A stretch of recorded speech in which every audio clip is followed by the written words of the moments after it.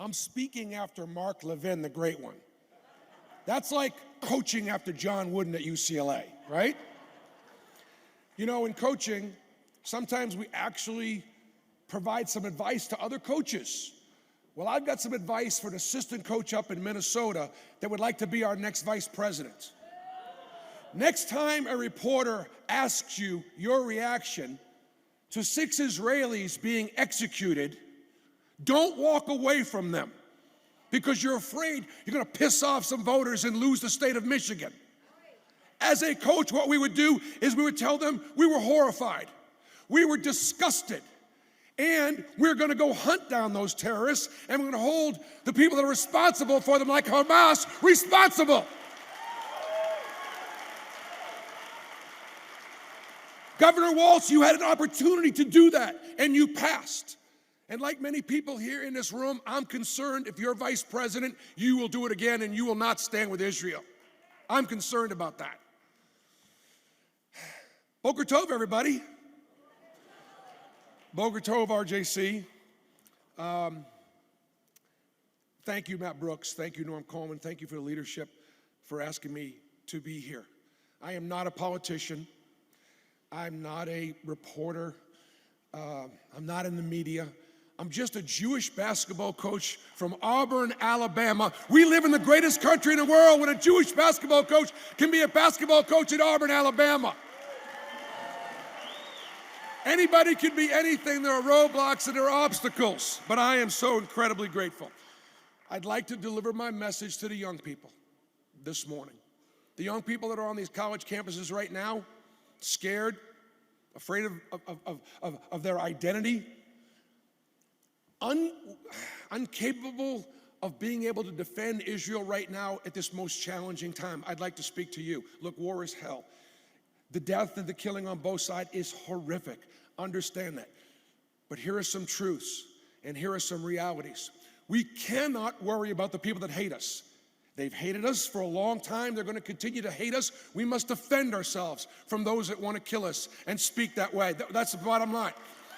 But there are some that don't know, there's some that don't understand, and particularly for all of us, as I listen to Mark talk about that the time is now for us to particularly be able to speak into the undecided, the uninformed, and American Jewry. We've got a decision to make, a very, very important decision. So young people, here's your defense. Ask somebody that doesn't really know a couple questions.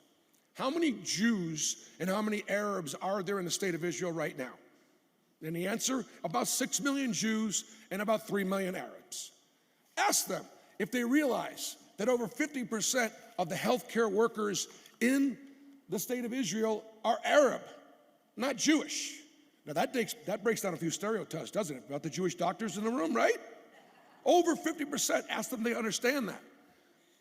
There are Arab leaders in government, in business, in the judicial system, in the IDF that give their lives to be able to protect their country, the state of Israel right now. And these Israeli Arabs are living some of the best lives of Arabs anywhere around the world, and they do not want to leave. Don't tell me about apartheid.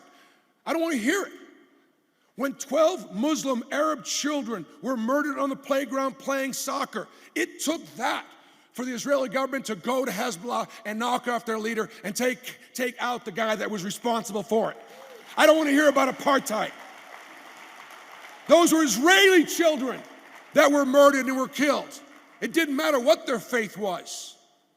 And we demonstrated that. Let's talk about genocide. Okay? Ask them, somebody that's undecided, about how many Jews were in Israel in 1948 when she was born. The answer is about 700,000. And then ask them about how many Arabs were living in the same area. And the answer is about 160,000, about 20%. Today, there are 6 million Jews. There are 3 million Arabs. I don't want to hear about genocide. It's just not true. The math does not add up. How many Jews are there in Lebanon? How many Jews are there in Syria? How many Jews are there in Gaza? How many Jews in Libya or Iran anymore or Iraq? And the answer is either none or not many, because what? They'd be dead. That's genocide. That is genocide. Not in Israel.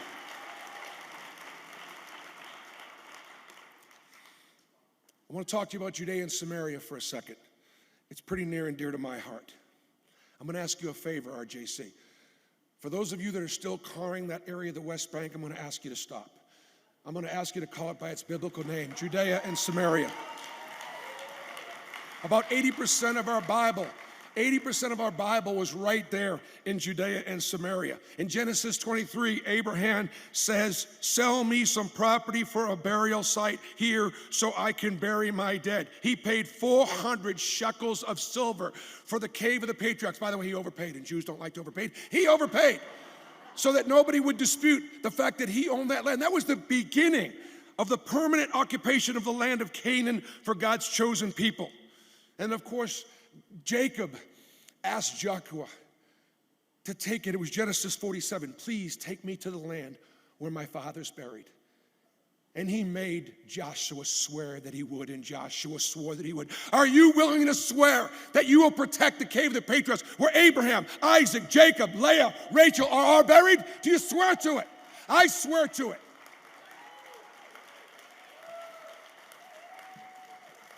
Real quickly, can we talk about two states for a second? If there was a Palestinian state, the capital of Palestine would be East Jerusalem. In East Jerusalem is the Wailing Wall. In East Jerusalem is the city of David. How many Jews would be able to live there, pray there, visit there? The answer would be none. This is not an option. The Garden of Gethsemane, where Christians are able to go all the time and walk where Jesus walked, would be off limits. Look, this is not an option, okay?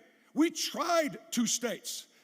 In 2005, the United States government pressured Israel and Ariel Sharon to give up land for peace.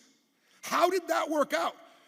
They created a Palestinian state in Gaza, and rather than creating another sort of Tel Aviv, they created a launching pad for terror and for hate. It didn't work then, it won't work now. The United States got to stop talking about two-state solutions every time they said Israel's got a right to defend itself.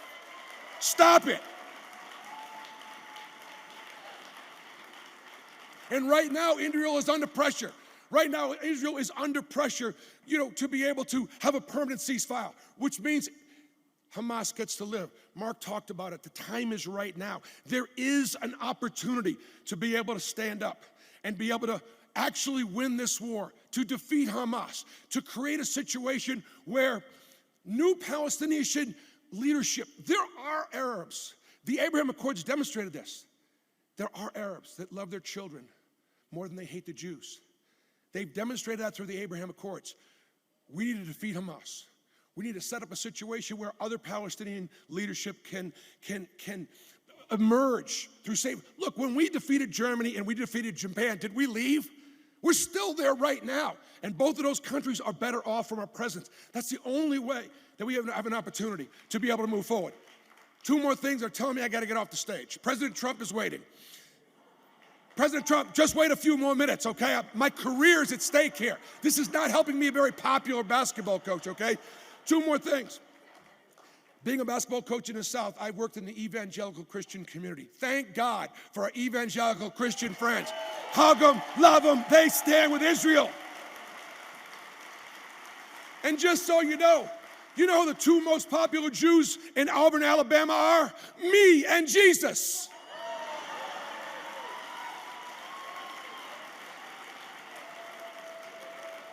I also work in the African American community, and I've been blessed to be able to coach and teach, and I've been blessed to be able to be trusted by African American moms and families with their sons. I hold them accountable, we discipline them, we do unbelievable things together. I'm grateful for that. I'm proud of our country for having a President, Barack Obama. I did vote for him twice, and I'm proud of our country for having a woman of color being a candidate for President of the United States. I'm proud of that. However, based on her policies, based on the things that she has said, the things that she has done, I was in the chamber when Bibi Netanyahu delivered that speech. She chose not to. I wish she felt different about Israel, but her actions and her words say that she doesn't. I care about a lot of issues in this country. I don't agree with hardly any of her policies, but the one thing I'm worried about is that she will not stand with Israel. And I tell you who will stand with Israel. Donald J. Trump will stand with Israel. And I am going to vote for Donald J. Trump as the 47th President of the United States of America. I'm Yisrael Chai, and God bless America.